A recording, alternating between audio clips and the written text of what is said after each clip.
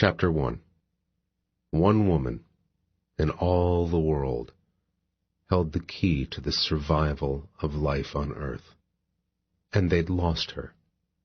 The Therian race called her the Radiant, for it was through her that nature channeled the energy to their guardians, the feral warriors, enabling them to track and destroy the demon remnants, the Drayden, before they snuffed the life from Therians and humans alike.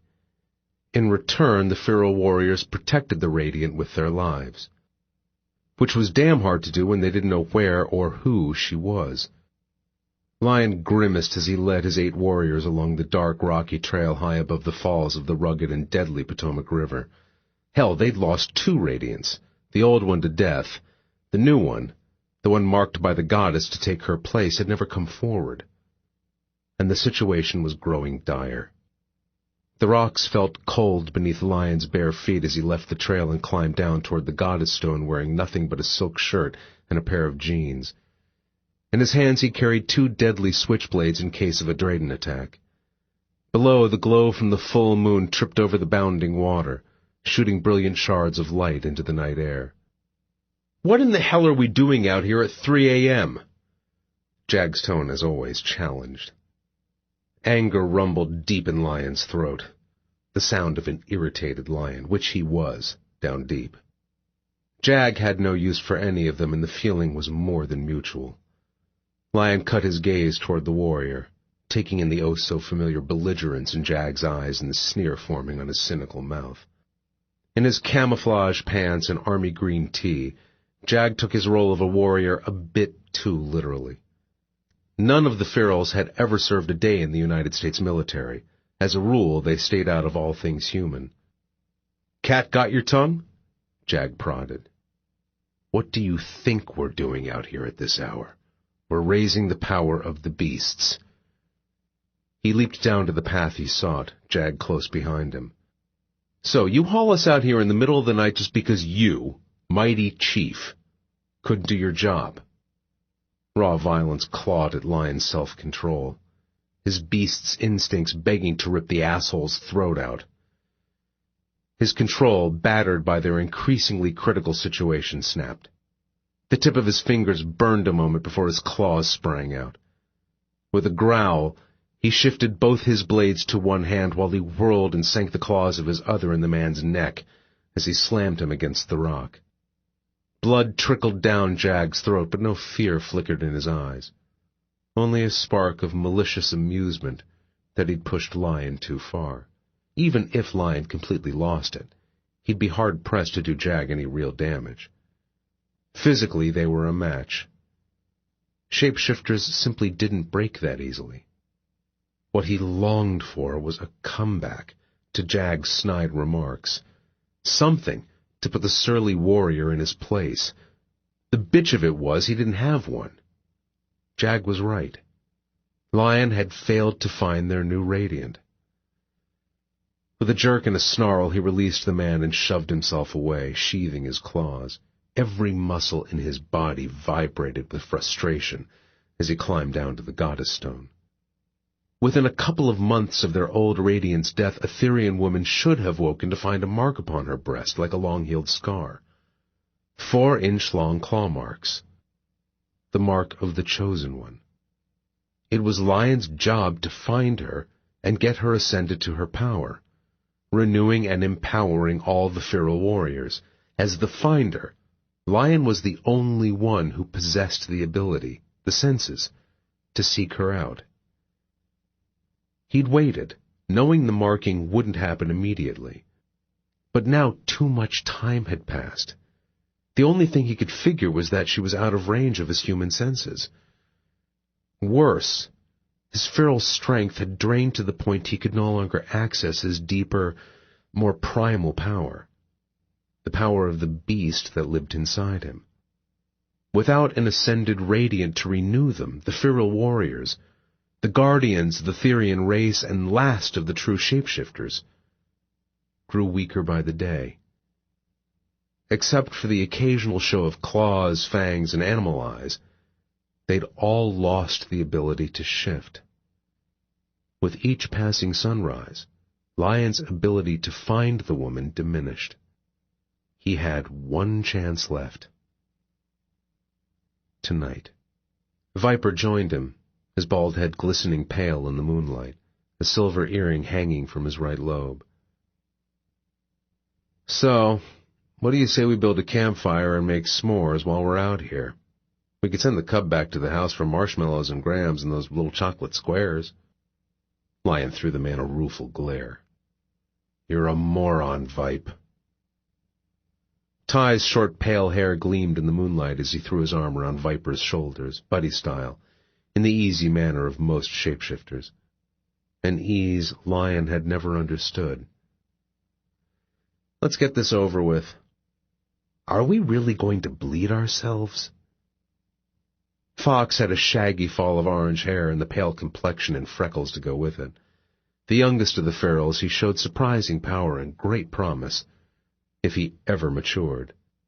Lion glanced at him. "Did you bring the ceremonial blade like I told you?" "Yes, but I thought—" "We're going to invoke the feral circle, pulling all our energy into a single force. The ritual requires blood." "Well, shit," Viper drawled, tugging on his earring as Ty released him. "I'd rather sing a few campfire songs." "Shut up, Viper," Jag snarled.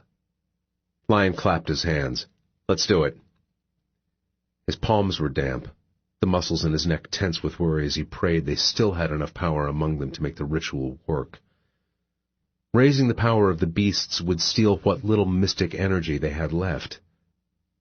They wouldn't get a second chance. Lion shoved his knives into his pocket since the Drayden couldn't reach them within the mystic circle, then pulled his shirt off over his head and tossed it onto the rock.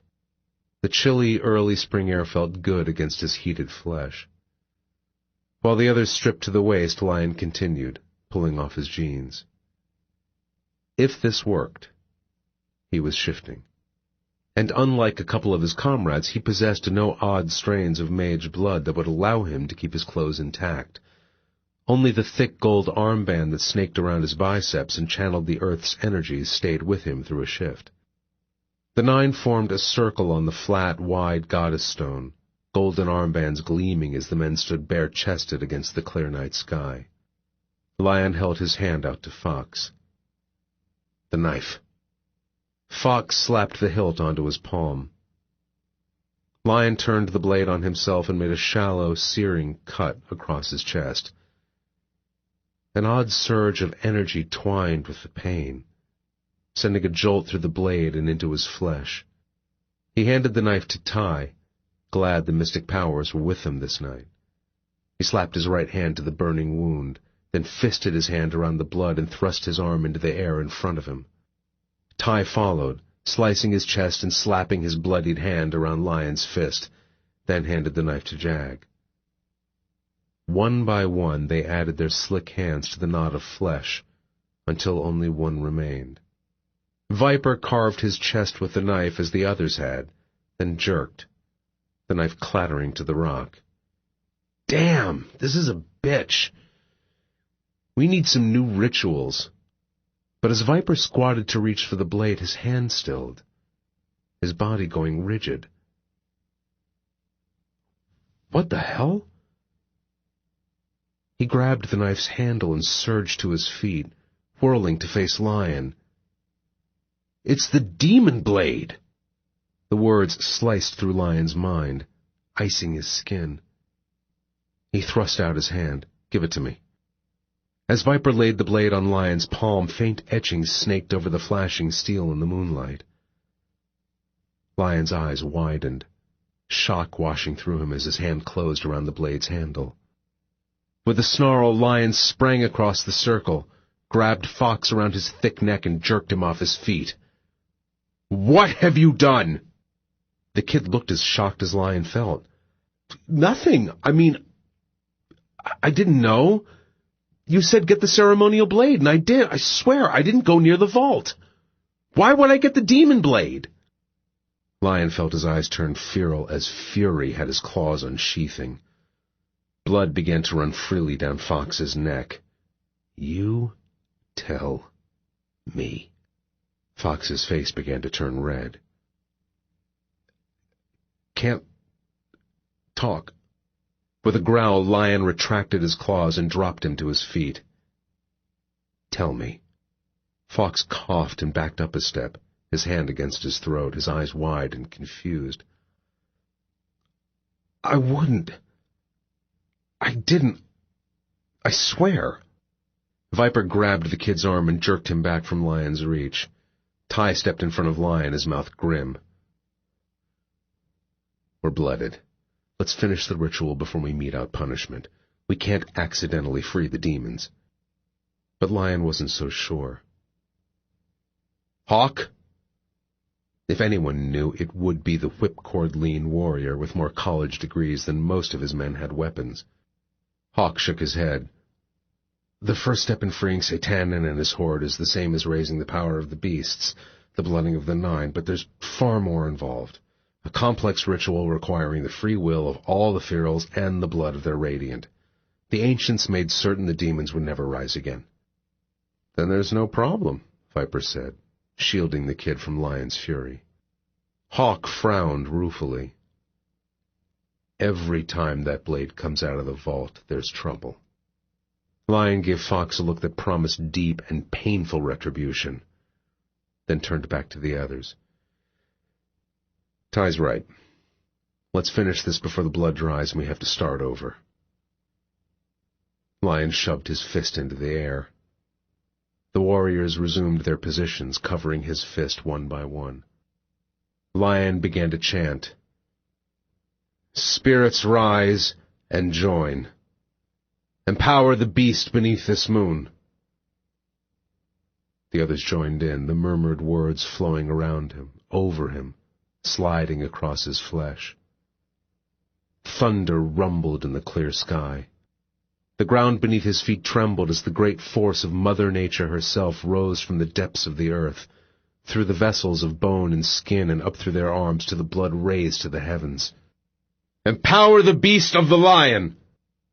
A flash of lightning lit the sky, burning through the flesh of Lion's palm, sending energy and power flooding his body like a wash of hot oil.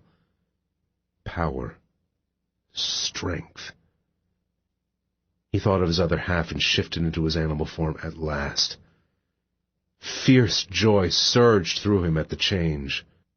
The others moved back, circling around him as he raised his thickly maned lion's head to the starred canvas above, and let out a deep, rumbling roar. It was a damned good thing the Mystic Circle enclosed all sight and sound, or they'd have Fairfax County Animal Control on them within minutes. Lion paced in the tight circle, reveling in the rush of power flowing through him as he used his beast's senses to search slowly in every direction, tens, dozens, hundreds of miles. A spark lit his mind. A connection formed that could not be severed. Relief surged through his brain. He'd found her. His nose high in the air, he let out another fierce roar, and shifted back into his human form. Around him, his fellow warriors watched, their eyes glowing with the feral light of the animals they'd shift into once they got their radiant ascended. Did you find her? Viper asked. Lion grabbed his jeans and pulled them on while the knowledge from his beast senses flowed into his brain. West, beyond the Blue Ridge, beyond the Mississippi. Viper grunted. How did she get all the way out there? Beats the hell out of me. You'll take someone with you? Ty asked. No. Lion shook his head once. I go alone. Viper frowned. I wonder if she even knows what the mark means. Jag laughed, an ugly sound. If she doesn't, our little radiant is in for one hell of a surprise. For once, Lion had to agree. Kara McAllister paced the floor of her mother's blue-sprigged bedroom, frustration and grief shredding her insides as rain slashed at the windows. Kara, honey. Her mom's words sounded pained and slurred as she eased out of another drug-induced nap. Why don't you hire a nurse? The same question every day. No nurse, Mom. Kara's heart shriveled as she met her mother's pain-filled gaze. Propped up on thick pillows stuffed into white, lace-trimmed pillowcases, her mother looked 20 years older than she had just a few months ago. Her once full cheeks lay sunken in pools of skin, the pasty gray of the terminally ill. The doctors had opened her up to remove a tumor on her left lung, only to close her back up and send her home to die. A few weeks, they'd said. Maybe a month. That was 2 weeks ago. It felt like 2 lifetimes. But your job, honey. You'll lose your job. Kara squeezed her mother's thin hand. It's okay, Mom. I found someone to cover my class until I get back. If she went back. For 9 years, ever since high school, she'd been content to stay in tiny Spearsville, Missouri, to share the old farmhouse with her mom and teach preschool in the basement of the local church. Maybe it wasn't the most exciting life, but her mom had begged her to stay, and she'd been okay with it. Even happy. Until 3 months ago. 2 days after Christmas, she'd woken up a frustrated bundle of restlessness, as if overnight she'd developed a chronic, severe case of PMS. Everything annoyed her all of a sudden. Her boyfriend, her friends, her life, even the preschoolers she adored. She'd felt as if she needed something, but didn't have a clue what. The only thing she knew for certain was that her mother's dying wasn't it. Her mom squeezed her hand, her grip weaker even than yesterday. I want you to. Have fun, honey. Not watch me die. Fun. As if she could possibly enjoy herself doing anything under these circumstances. Kara leaned down and kissed a fragile cheek. I love you, Mom. I'm right where I want to be. For now. Her mother was all the family she had, all the family she'd ever had, and her cancer was killing them both. If only Kara could share with her a bit of her own remarkable health. It was so unfair. Kara was never sick. And her mom lay dying. She rose, unable to remain still a moment longer. I'm going to heat some soup and make a batch of blueberry muffins. After dinner we can watch a movie. How's that? Lovely. On her way out of the room, Kara reached for the television on the dresser and flipped on the local news. Glancing back, she caught her mother's sad smile, twisting in pain. It wasn't fair. She slammed the heel of her fist against the blue-painted wall as she started down the stairs. Her mom didn't deserve this. She didn't deserve this. Kara blinked back the film of moisture that suddenly clouded her eyes. In a few weeks' time, she'd be all alone. Orphaned. Could you call it orphaned at 27? The sun had set while Kara was upstairs, and the main level of the old farmhouse was shadowed with dusk. But she'd grown up in this house, lived here all her life, and could find her way blindfolded. She slipped into the dark kitchen and froze. Silhouetted against the thin gray light coming through the back window was the dark form of a man inside the house. Her heart rushed to her throat. Her stomach buckled beneath a slam of fear, even as her logical mind screeched, "It's just a neighbor." But when she flipped the light switch, the sight that met her gaze beneath the fluorescent strips did nothing to dispel her terror. He was huge, well over 6 feet tall, with broad shoulders and thick, bulging biceps. Tawny hair hung in waves to his shoulders, framing a hard face and cold, amber-colored eyes. With his dress pants and expensive-looking shirt, he could never pass as one of the local farmers, even if she hadn't known everyone within a 10-mile radius of town. This man was a total and frightening stranger. "What do you want?" Her words came out breathy, forced around the constriction in her throat. Her mind screamed, "Run!" But she couldn't, not with her mother upstairs and helpless. Heart thundering, she gathered every last scrap of her courage, rose to her full 5'5", and lifted her chin. "Get out of my house."